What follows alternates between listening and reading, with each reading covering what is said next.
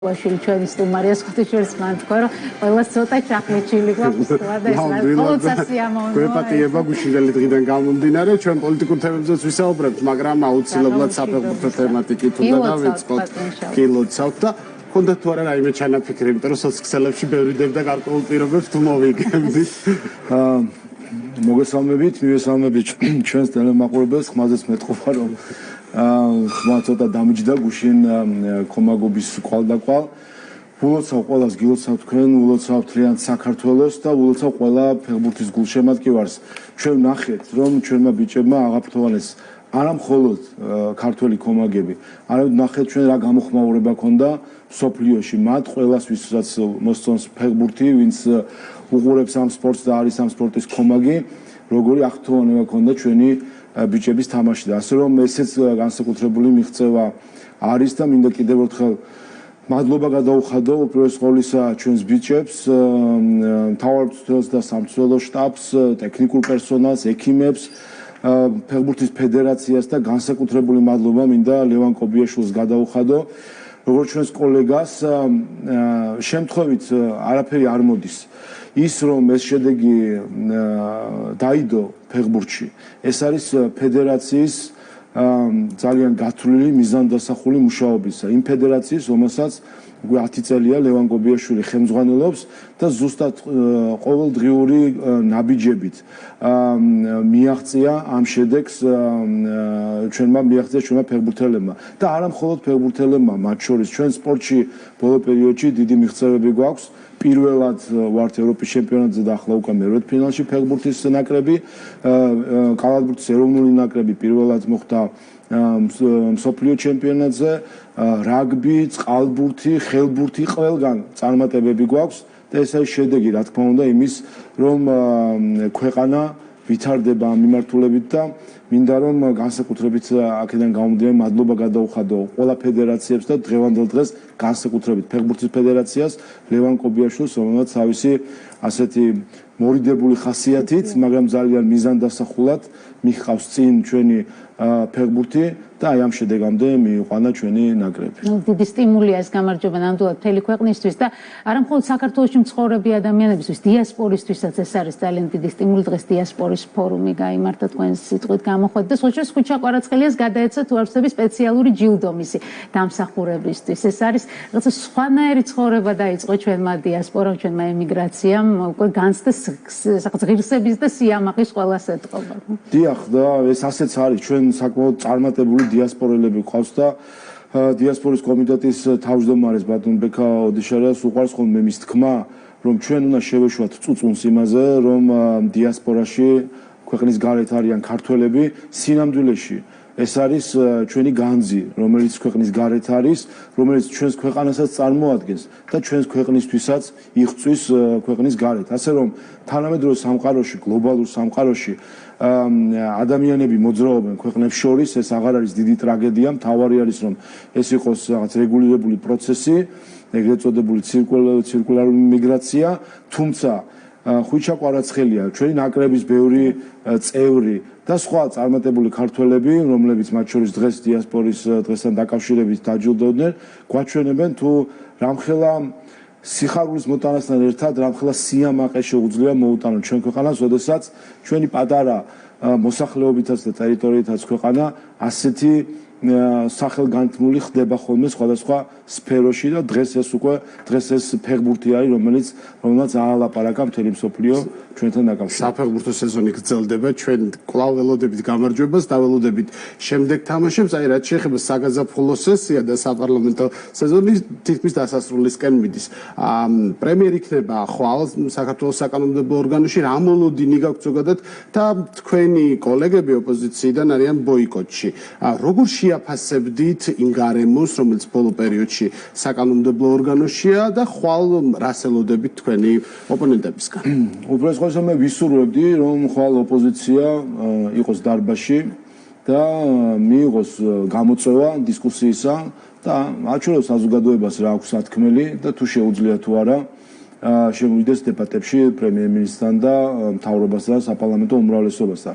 სამწუხაროდ ოპოზიციას თავისი გზა აქვს, დღესაც ვნახეთ რომ ამ სიხარულშიც კი არ იყვნენ დარბაზში. ანუ დღეს ფაქტობრივად მათ ბოიკოტი გამოუცხადეს ერთობლივად აღნიშნავს ჩვენი ფეხბურთელების წარმატებისა და ამას გარკვეული მიზეზებიც აქვს, მათ შორის წეგან ვამბობდი და ამ მხრივაც მინდა რომ ხაზი გაუსვა, რომ სპორტში მათ შორის წარმატებაც შემთხვევითი არ არის. ეს არის რუტინული შრომის შედეგი, მათ შორის სახელმწიფოს მხრიდან ფეხბურთისთვის ყურადღების მიქცევის შედეგი. ჩვენ რა გქონდა ნაციონალურ მოძრაობის დროს ეგრეთ წოდებული რაღაც ნეოლიბერალიზმი, დერეგულაცია, ბაზარი ყველაფერს მოაწესრიგებს და ასე მიუდგენ სპორტს, ასე მიუდგენ კულტურას, ასე მიუდგენ განათლებას, ასე მიუდგენ მეცნიერებას, ასე მიუდგენ სამედიცინო სფეროს და ყველა სფერო დაანგრიეს საბოლოო ჯამში, რომ ბაზარი მოაწესრიგებდა ამ ყველაფერს. ის რაც გააკეთა ქართულმა ოცნებამ ბოლო 10 წლის განმავლობაში, 12 წლის განმავლობაში, რაც ხელისუფლებაში არის ის რომ ხელისუფლებამ აიღო პასუხისმგებლობა სტრატეგიულ მიმართულებებზე. და ჩვენ ეხლა ვიწყებთ ამ ნაყოფის პირველი, ასე ვთქვათ, ნაყოფების მოპოვებას და მოწყვეტას და ნახვას, რაც არის შედეგი სახელმწიფოს მუშაობისა. რასაც მე წეგან ვამბობდი სპორტის სხვადასხვა მიმართულებაში, რასაც სამედიცინო მიმართულებაში, მათ შორის მიღწევები, რომელიც გვაქვს, მათ შორის ის რომ უზრუნველყოფილია ეს მოსახლეობის. ეს არის ზუსტად ის რომ სახელმწიფო პასუხისმგებლობას იღებს ამ ყველაფერზე და ამისგან შორს არის ჩვენი ოპოზიცია. ამაზე ვერ საუბრობს. ეს არის პრობლემა. მათი ძირითადი პრობლემა არის კომპეტენციის ნაკლებობა. არ აქვთ კომპეტენცია, ეს არის ერთი პრობლემა და მეორე არ აქვთ იდეა. სინამდვილეში ეს არის იდეის ამქონე არაკომპეტენტური ჯგუფი ადამიანებისა, რომლებიც ამასთან ერთადერთი რაც მათ აქვთ არის ის რომ იყურებიან გარეთ რა იდეებს შესთავაზებენ გარედან და ამაზე არიან ნაწყობილები. ამიტომ ეს იქნება მთავარი საკითხი მათ შორის აი შემდეგი 26 ოქტომბერი რო დადგება არჩევნებისა. აი იქ ზუსტად მოსახლეობა აი ამ არაკომპეტენტურობის იდეების არქონის და არაპატრიოტიზმის გამო გასცემს საბოლოო ჯამში პასუხს. ოპოზიცია აქტიურობს ევროპის სხვადასხვა პოლიტიკურ სტრუქტურაში. დღეს მაგალითად ევროპის საბჭო იყო მათი ტრიბუნა, სადაც რეზოლუციას მიიღეს. ძალიან კრიტიკული შეფასება კვლავ გამჭვირვალობის კანონის და მის ირგვლივ განვითარებული მოვლენების. ევროპული საბჭოს გადაწყვეტილებები და გარკვეული პასუხი ხელისუფლების მიმართ ასევე ალბათ უახლოეს მომავალში გახდება ცნობილი. მთლიანობაში რა რეაგირებას ელოდებით თქვენ დასავლეთისგან? ვფიქრობ ნელ-ნელა ეს გარკვეული ემოციები დაცხრება და ყველა გაანალიზებს რომ რა თქმა უნდა ყველა ქვეყნის უფლება იმოქმედოს საკუთარი ინტერესებიდან გამომდინარე საკუთარი სუვერენიტეტის გასამტკიცებლად. ევროკავშირის არც ერთი ქვეყანა არ ცხოვრობს ჩვენს ტყავში. ეს მხოლოდ ჩვენ ვიცით ქართველებმა რა არის ჩვენი რისკები, რა არის ჩვენი გამოწვევები. ევროკავშირის ქვეყნების აბსოლუტურ უმრავლესობას იცავს ნატოს ატომური ქოლგა. ევროკავშირის წევრების აბსოლუტურ უმრავლესობას იცავს ევროკავშირის ეკონომიკური სოლიდარობის ქოლგა. ჩვენ ამ ქოლგას არც არავინ გვფარავს ამითი და ახლო მომავალში არც არავინ დაგგვფარავს. ამიტომ ჩვენ ტყავში თუ უნდათ რომ ჩვენი გადმოსახედიდან შეაფასოთ, ჯერ ჩვენ ტყავში უნდა იცხოვრონ, ის ომებიც უნდა ქონდეთ გამოვლილი და ის გამოწვევებიც, რომელიც ჩვენს რეგიონში, ჩვენარ ქვეყანას აქვს. ამიტომ აქ რა თქმა უნდა ჩვენთვის ვერ იქნება ასე ვთქვათ დარიგების მომცემი ის ქვეყნები, ის პოლიტიკური ჯგუფები, რომელსაც არ აქვთ ის გამოწვევა, რომელიც ჩვენ გვაქვს და რომელსაც არ გაუვლია ის 30 წლიანი ისტორია, რომელიც ჩვენ გამოვიდა. მაგრამ საკმაოდ მწვავეა რეაქციები დღესაც კი, როდესაც კეთდებოდა გარკვეული კომენტარები და საბოლოო ჯამში ალბათ ევროპული საბჭოს სამიტის შედეგები ხვალ გახდება ცნობილი, თუ რა გადაწყვეტილებას მიიღებენ ლიდერები, მაგრამ საინტერესოა იმ თვალსაზრისით, რომ კომენტარები, რომელსაც ჩვენ ვისმინეთ, მოასწავებდა, რომ თითქოს შეიძლება მაგალითად მოლაპარაკებები აღარ გაგრძელდეს, ერთგვარად პროცესი გაიყინოს ევროინტეგრაციის. თქვენ გააქვთ ასეთი მოლოდინი და თუ ასეთი შედეგი დადგა, მაშინ რა ხდება? არა და დღეს ჩვენ მათ შორის ზეიმობთ 10 წლის იუბილეს ასოცირების შეთანხმების ხელმოწერიდან და რატომ როგორ მოხდა ეს შესაძლებელი ქართული ოცნების პირობებში და რატომ მაინც და მაინც ქართული ოცნების პირობებში მოხდა ის რომ ხელი მოეწერა ასოცირების შეთანხმებას, ხელი მოეწერა თავისუფალ ვაჭრობას, ხელი მოეწერა ვიზა ლიბერალიზაციის გავხდით კანდიდატი ქვეყანა. როგორ მოახერხა ეს ქართულმა ოცნებმა? მოახერხა იმით, რომ ჩვენ მოქმედებდით ჩვენი ქვეყნის ინტერესებიდან გამომდინარე და გრძელვადიანი მიზნებით და არა მოკლევადიანი მიზნებით რაღაცნაირად ასე ვთქვათ სულსწრაფად მოკლე შედეგების ან სწრაფი შედეგების მიღწევის სურვილით. ახლაც ასე მოქმედებ ჩვენი მიზანი და არაერთხელ განვაცხადეთ 2030 წელს საქართველო იქნება ყველაზე მომზადებული ქვეყანა ევროკავშირში წევრობისთვის. 2030 წელს საქართველო იქნება ყველაზე მომზადებული. ჩვენ გვაქვს ასოცირების შეთანხმება, ჩვენ ვართ კანდიდატის ქვეყანა, ჩვენ მივყვებით იმ დღის წესრიგს, რომელიც ასოცირების შეთანხმებაში არის და ვართ ლიდერი დღესაც კი ლიდერი ვართ უკრაინასა და მოლდოვასთან შედარებით. ჩვენი დაახლოებით, მათ შორის ბოსნიას და ჰერცეგოვინასთან შედარებით, დაახლოების დონით, ევროკავშირთან ჰარმონიზაციის დონით, თუმცა არის პოლიტიკური გადაწყვეტილების ნაწილი, რომელზეც ჩვენ გავლენა არ გვაქვს. და არც გვინდა ისეთი გავლენა გქონდეს, რომელზეც იყო ხანდახან მინიშნებები. ის რომ ჩვენ ბევრი ზოგი რეკომენდაცია, რომელსაც ჩვენ გვაძლევენ, ან რჩევა და არიგება, ევროკავშირის სხვადასხვა სტრუქტურებიდან თუ პოლიტიკური ჯგუფებიდან ჩვენ რომ ამას გავყოლოდით, შეიძლება ქონდეს სწრაფი შედეგი კანდიდატის სტატუსთან დაკავშირებითაც, მოლაპარაკებასთან დაკავშირებით. მაგრამ ჩვენ დღეს ვიქნებოდით დანგრეული ქვეყანა, დანგრეული ფიზიკურად, დანგრეული ეკონომიკურად. ჩვენ ევროპარლამენტი თავის რეზოლუციებით რას მოგვიწოდებდა? ევროპული პოლიტიკური ჯგუფები რას მოგვიწოდებდნენ? მოგვიწოდებდნენ იმას, რომ დაგვეწესებინა სანქციები რუსეთისთვის, რაც იყო პირდაპირი გზა იმისთვის, რომ ჩვენ დავმდგარიყავით ომის რისკის წინაშე, არც ერთმა ევროკავშირის ქვეყანამ არ დააწესა ისეთი სანქცია, რომელიც ასეთი რისკის ქვეშ დააყენებდა. ყველამ ნახეთ, რომ ნაბიჯ დაიწყო, თქვათ, იარაღის მიწოდებაზე. თავიდან გერმანია ჩაფხუტებს აძლევდა და ბრონეჟილეტებს უკრაინას და დასჭირდა 2 წელი ლამის იმისთვის, რომ ტანკები გადაეცათ. რატომ არ მისცეს თავიდან? იმიტომ ეს რისკი ჰქონდათ. და ჩვენ ქვეყანას, რომელსაც არც ნატო გვიცავს, არც ევროკავშირი, არავინ არ გვიცავს ჩვენი თავის გარდა, ჩვენ რა თქმა უნდა ჩვენი თავს ვერ ვიცემთ იმის უფლებას, რომ ჩვენი ხალხი ჩაგვეგდო ომის და სისხლისღვრის რისკის ქვეშ. არა და ამას გვეუბნებოდნენ, დააწესეთ სანქციები. ამას ხო გვეუბნებოდნენ. დღესაც ხო გვეუბნება ზოგიერთი ევროპელი ლიდერი, ზოგიერთი ქვეყნის პრეზიდენტი ევროკავშირის წევრისა. ამიტომ ჩვენ ეს მოკლე გზა იყო. ეს იქნებოდა მოკლე გზა, მაგრამ სამაგიეროდ ურთიერთობებში არის საკმაოდ დაძაბული ფონი. რა იქნება გამოსავალი ამ პროცესიდან? აი თქვენ როგორც პარლამენტის თავმჯდომარე, როგორ ხედავთ ამ პროცესს? ანუ საით მივდივართ ამჯერად, როდესაც ისმის კრიტიკა, რომ თითქოს რელსებიდან გადაუხვიეთ და სად მივალთ? ანუ როგორ შეიძლება გამოსწორდეს ეს პროცესი? საბოლოო ჯამში ყველა დაინახავს, მათ შორის რომ ჩვენ როგორც საქართველოს მოსახლეობა დაინახა, რომ ჩვენ არ გავიღვიძეთ ჩელაბინსკში და გავიღვიძეთ თბილისში თუ სხვა ქალაქებში საქართველოსი და გავიღვიძეთ იმ შედეგებით, რომელიც ჩვენ გვაქვს, ასე დაინახავს ყველა საბოლოო ჯამში, რომ სწორი ნაბიჯებს დგავს საქართველოს, მათ შორის ამ კანონის მიღებითაც, რომ მნიშვნელოვანი იყო ჩვენი უსაფრთხოების ინტერესებიდან გამომდინარე. როგორც თავის დროზე იყო მოთხოვნა სანქციების დაწესებისა და დაგჭირდა წელიწად ნახევარი დაგვერწმუნებინა, რომ და დღემდე ზოგი ვერ დავარწმუნეთ, რომ არ შეიძლება ამის მოთხოვნა საქართველოსგან, ისე როგორც 2 წელი გვაჯანჯღარეს სააკაშვილის საკითხით და დღეს რომ საუბრობენ დეზინფორმაციაზე, მათ შორის ევროკავშირის სტრუქტურების უმაღლესი წარმომადგენლები თითქოს საქართველოს ხელისუფლებისგან არის დეზინფორმაცია. ერთი მაინც დაასახელონ დეზინფორმაცია და მე ბევრს დავასახელებ, რომელიც ევროკავშირის სტრუქტურებიდან, ინსტიტუტებიდან, პოლიტიკური ჯგუფებიდან მოდიოდა. ევროკავშირი, ევროპარლამენტის რეზოლუციები, რომელსაც არ გამიჯნია ევროკომისია, არ გამიჯნია არც ერთი სხვა ინსტიტუტი ევროკავშირისა, რომელიც დეზინფორმაცია ტყუილით იყო სავსე სააკაშვილთან დაკავშირებით. ვინმე ბოდიში მოიხადა ამაზე? ამის გამო ამ ქვეყანას რო აჯანჯღარებდნენ ევროპელი პოლიტიკოსები, ვინმე ბოდიში მოიხადა ამისთვის? თქვენს რო შეცდნენ, მას შემდეგ მაინც, როდესაც თავად სააკაშვილმა გამოიტანა უკან სარჩელი, იმიტომ რომ ის სირცხვილი არ ეჭამა, რომ სტრასბურგს ეთქვა, რომ ტყუილზე დაფუძნებული იყო. ასე რომ ჩვენ საბოლოო ჯამში, აი როგორც აი ამ ყველაფერზე დადასტურდა, რომ საქართველოს ხელისუფლება მართალია და მართალია იცით რატომ? იმიტომ რომ მოქმედებს ხალხის ინტერესით. ხელისუფლება, რომელიც მოქმედებს საკუთარი ხალხის მანდატით და ინტერესით, ყოველთვის არის მართალი. ხოლო ის ჯგუფები და ჩვენი ოპოზიცია ზუსტად ეს არის, როდესაც მოქმედებს უცხო ქვეყნის ნებით და ნებაზე ხარ დამოკიდებული, საბოლოო ჯამში ეს აზიანებს მხოლოდ შენ ქვეყანას.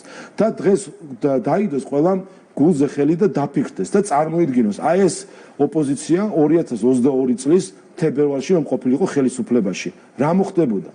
გააგზავნიდა თუ არა მაშინდელი აი ეს ოპოზიციური ხელისუფლება, ნაციონალურ მოძრაობა გააგზავნიდა თუ არა მებრძოლებს უკრაინაში. რა თქმა უნდა, გააგზავნიდა, ისინი აწყობდნენ აქციებს გააგზავნეს. დააწესებდა თუ არა სანქციებს, რა თქმა უნდა, დააწესებდა. ცოტა მეცაც იზარდა კიდევაც და დღეს სად ვიქნებოდით? გვექნებოდა დანგრეული ქვეყანა ფიზიკურად და ეკონომიკურად. და კიდევ ერთხელ, ამაში მონაწილეობდნენ ზოგიერთი ევროპელებიც, რომლებიც ამისკენ მოგვიწოდებდნენ ჩვენ მაშინ, რომ ჩართულიყავით უფრო აქტიურად სხვადასხვა სამხედრო დახმარებებით. სად არიან ის ევროპელები დღესაც არიან ტელევიზორში ჩანან. ბოდიში მოიხადა ვინმე ამის გამო, რომ ლამის ომში ჩაგვაგდეს საკუთარი წინ დაუხედავი რჩევები და რეკომენდაციები. ამიტომ კიდევ ერთხელ ჩვენ მოქმედებთ ხალხის მანდატით, ხალხის სახელით, ხალხისთვის. და როდესაც ასე მოქმედებს ხელისუფლება, რა თქმა უნდა ის სიმართლე საბოლოო ჯამში დანახული იქნება ყველას მხრიდან. აი ეს პერსპექტივა რაც თქვენ ახსენეთ, რა მოხდება ქვეყანაში იმ შემთხვევაში თუ რადიკალური ოპოზიცია აიღებს ძალაუფლებას ხელში, ალბათ პირველ რიგში ოქტომბერში უნდა გაითვალისწინოს ამ უმრჩეველმა, არჩევნები ახლოვდება, ოპოზიციურ ფლანგზე უკვე გარკვეული გადაჯგუფება, ქარტიის შემდეგ კიდევ ერთ, ასე ვთქვათ, ერთობის დოკუმენტს უკვე ბრიუსელში მოაწერეს ხელი რამდენიმე ოპოზიციური პარტიის წარმომადგენლებმა და მათი გზავნილი მთავარი არის ცალსახო, თუ გინდათ ევროპა მაშინ დაგვიჭირეთ მხარი. აი ამ გზავნილს როგორ აფასებთ?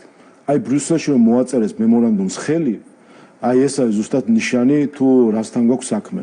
უცხო პოლიტიკური ჯგუფების და ქვეყნების ნებით მოქმედი პოლიტიკური ძალა კარგს ვერაზოს ვერ მოუტანს საკუთარ ქვეყანას. მხოლოდ ზიანს მოუყავს საკუთარ ქვეყანას. ვინაიდან ეს არის გამოცდილება ისტორია, მათ შორის აი თანამედროვე საქართველოს გამოცდილებას, გავიხსენოთ ნაციონალური მოძრაობის პერიოდი, როდესაც პოლიტიკური ძალა მოქმედებს უცხო ქვეყნის ნებით, ეს საბოლოო ჯამში აუცილებლად აზიანებს საკუთარ ქვეყანას.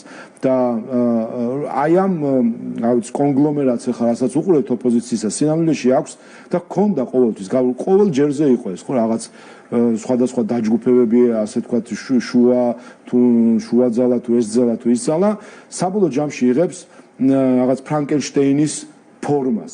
ეს არის პრობლემა მათი, რომ როცა არ აქვთ იდეა და ამ სხვადასხვა კონსტრუქციით ცდილობენ მიწებებას ერთმანეთის სხვადასხვა ადამიანების, პარტიების და ასე შემდეგ, საბოლოო ჯამში ყოველ ჯერზე იღებენ ფრანკენშტეინს, პოლიტიკურ ფრანკენშტეინს, რომელიც არის გარკვეული მონსტრი და რომელსაც არ აქვს არანაირი იდეა საერთო ჯამში და ამიტომაც არის რომ ყოველ ჯერზე მოსახლეობა ამას შესაბამის პასუხს გასცემს ხოლმე. ამ პოლიტიკურ გადაჯგუფებას, რასაც თქვენ ახლა პოლიტიკური ფრანკენშტეინი უწოდეთ, საქართველოს პრეზიდენტის ქოლგა კრავს. გულისხმობ რას, რომ სალომე ზურაბიშვილი არის ერთგვარი მათი ლიდერი, იმ თვალსაზრისით, რომ ის წაუძღვება არჩევნებზე და მან ერთგვარი გამყოფი ხაზით შესთავაზა ხო საზოგადოებას, რომ აქეთ ვარ მე და პარტიები, რომლებიც ჩემ ქარტიას უერთებიან და მეორე მხარეს არის რუსეთი. სალომე ზურაბიშვილის როლზე ვისაუბროთ, მის პოლიტიკურ წონაზეც და პრინციპში რა შედეგი ექნება პრეზიდენტის ქმედებებს. საბოლოო ჯამში ჩვენ ნახეთ, რომ სალომე ზურაბიშვილი იქცა თოჯინად ნაციონალურ მოძრაობის ხელში და თავის მხრივ ნაციონალურ მოძრაობა თოჯინად უცხო პოლიტიკური ჯგუფების ხელში და ეს არის ერთი ასე ვთქვათ შეკრული წრე, რასაც ჩვენ ხედავთ. მათ შორის კიდევ ერთხელ აი ამ მემორანდუმით, რომელიც ქართულმა თავის თავს უეძახიან პოლიტიკურმა პარტიებმა უცხოეთში მოაწერეს ხელი. აი ესეც ხო კიდე სხვა განზომილება არის იმისა, თუ როგორ წარმოუდგენიათ მათ პატრიოტიზმი და როგორ ხედავენ ისინი ხალხის მსახურებას. საბოლოო ჯამში ეს გადაჯგუფებები კიდევ ერთხელ ეს ამ ფრანკენშტეინს მხოლოდ უმატებს იმ აგითხოვთ ეკლექტურობას, თუ უბრალოდ იმ ფრანკენშტეინობას ან გარკვეულ მონსტრობას, რომელიც საბოლოო ჯამში რა თქმა უნდა მოსახლეობის ხარდაჭერას ვერ მიიღებს და ამას აქვს ოღონდ მეორე განზომილებას. სალომე ზურაბიშვილი დღეს ყოველ დღე კიდევ ერთხელ არღვევს კონსტიტუციას. არღვევს იმით, რომ ის ერევა საარჩევნო კამპანიაში, საარჩევნო სტრატეგიებში, რაც აბსოლუტურად შორს უნდა იყოს წესით მისი პოზიციის მქონე ადამიანისგან. მაგრამ ჩვენ რასაც ვაკვირდებით სხვა შორის ამ წინა საარჩევნო პროცესში და ამაზე აქვს მნიშვნელოვანი ვფიქრობ, რომ მედიამაც გაამახვილოს ყურადღება და ჩვენ აუცილებლად ამაზე გავამახვილებთ ყურადღებას, რომ ერთი სხვით თითქოს მოგვიწოდებენ რომ რაღაც სტანდარტები იყოს დაცული წინასაარჩევნო პერიოდისა თუ ზოგადად არჩევნებისა, მოგვიწოდებენ ისინი, რომელიც აცდენილი არიან სტანდარტებს. საგალი ზურაბიშვილი, რომელიც არღოს კონსტიტუციას და ერევა არჩევნებში, უცხოური დონორები, რომელიც ამავე დროს და NDI-ის მაგალითს მოვიყვან, რომელიც სადამკვირვებლო ანუ პრეტენზია აქვს, რომ ის არის ძელვადიანი დამკვირვებელი და ამავე დროს ქარტიის ხელმომწერ პარტიების წარმომადგენლებს წინასაარჩევნო ტურნეს უფინანსებს და უორგანიზებს. როგორ რანაირად შეიძლება ერთმანეთთან იყოს შეთანხმებული, არათუ შეთანხმებული. ეს არის პირდაპირ დარღვევა დამკვირვებელი ორგანიზაციის ეთიკისა და ქცევის კოდექსისა, როდესაც დამკვირვებელი, რომელიც უნდა იყოს მიუკერძოებელი, აფინანსებს ოპოზიციის გაერთიანების წინასაარჩევნო ტურნეებს. და ჩვენ ამას ხედავთ ამ დალყოს. ოპონენტები ამბობენ, რომ მართველი გუნდიც მონაწილეობს, მაგალითად იგივე NDI-ის გარკვეულ პროექტებში. არაფერში არ მონაწილეობს მართველი გუნდი, ერთი და მეორე, ეხლა გვაქვს წინასაარჩევნო პერიოდი და ეს არის პირდაპირ ფინანსური თუ ორგანიზაციული სარგებლის მიცემა პარტიებისთვის, რომ მათ წინასაარჩევნო შეხვედრები ჩაატარონ. ის ყველა ხო აღიარებს, რომ ყველა დღეს არის წინასაარჩევნო ასე ვთქვათ გადასული წინასაარჩევნო ეტაპზე, ხომ? ხსნიან შტაბებს, ხვდებიან მოქალაქეებს და ამ პერიოდში ხო არა, მაგრამ ყველას ხო ეს პერიოდია, ხა თუ მაინც და მაინც ასე ტექნოკრატიულად უნდა და ტექნიკურად მიუდგნენ, რომ ბოლო 2 თვე ითვლება და მანამდე არ ითვლება, მაშინ ეხლა რატო არიან დამკვირვებელი NDI, რატო არის ეხლა დამკვირვებელი? დაელოდოს და სექტემბერში გახდეს დამკვირვებელი. ახლა თუ არის დამკვირვებელი და პარალელურად აფინანსებს რადიკალური ოპოზიციის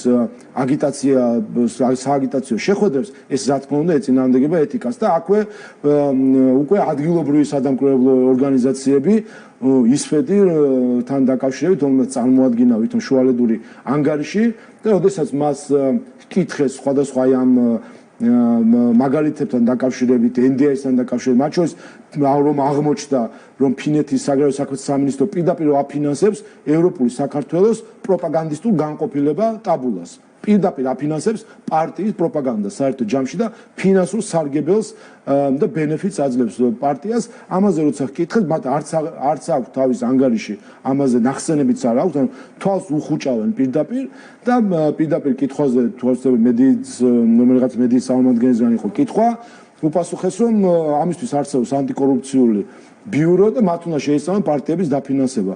ეხლა აბა რასაკეთებენ ის მასე ცესკოც არსებობს არჩევნებისთვის და რაში იღებენ გრანტებს, რაში ხარჯავენ ფულს და რაში იღებენ ხელფასებს. თუ ამბობენ რომ ისინი არიან დამკვირვებლები, რა თქმა უნდა მათი მანდატი არის ასევე რომ პარტიების დაფინანსებასაც დააკვირდნენ. მაგრამ ეს არის ზუსტად ტენდენცია და ეს როგორც ჩანს, ეს იქნება წითელი ხაზი, რომელიც გაჰყვება ზოგიერთ ადგილობრივ თუ საერთაშორისო დამკვირვებელს. ეს იქნება ფართო თვალებით შეხედვა ქართული ოცნებისთვის და დახუჭვა თვალების ოპოზიციის მიმართ თუ არა წაქეზება და წახმარება. ჩვენ ნელ-ნელა საუბრის დასასრულისკენ უნდა წავიდეთ, როდესაც ტენდენციებზე საუბრობთ, გასაგებია პოლიტიკური ტენდენციები და პროგნოზი, რა არის საარჩევნო კონკრეტულად რეიტინგული პოზიციები და ტენდენციები. თუ ჩაატარა მაგალითად ქართულმა ოცნებამ რაიმე ტიპის შიდაკვლევა, არის რეიტინგებში რაიმე ცვლილება? ჩვენ როგორც კვლევები გვაჩვენებდა და ვამბობდით კიდევაც, რომ ჩვენ მივდივართ საკონსტიტუციო უმრავლესობის მოპოვების გზაზე და რა თქმა უნდა მათ შორის იმის გათვალისწინებით, რომ რასაც მოსახლეობა ხედავს ახლა ოპოზიციის მხრიდან, აი ამ ფრანკენშტეინულ წარმონაქმს, რომელსაც კიდევ ერთხელ არ აქვს არანაირი იდეა, რა თქმა უნდა, სულ უფრო მეტად და მეტად მყარდება ჩვენთვის საკონსტიტუციო უმრავლესობის მოპოვების შანსები და კიდევ ერთხელ ბევრი რამის გამო მოსახლეობას 26 ოქტომბერს ექნება ადვილი არჩევანი. და მათ შორის ერთ-ერთი ასპექტი, რომელზეც ახლა მინდა თქვა, არის ის, რომ მას არჩევანი ექნება ქართულ ოცნებას შორის, რომელმაც მათ შორის იმით, რომ სახელმწიფომ პასუხისმგებლობა აიღო ბევრ სექტორთან დაკავშირებით, სპორტის ჩათვლით და აი ამ შედეგებამდეც გავედით, აი ამას შორის და ოპოზიციას, რომელსაც არ აქვს არანაირი იდეა.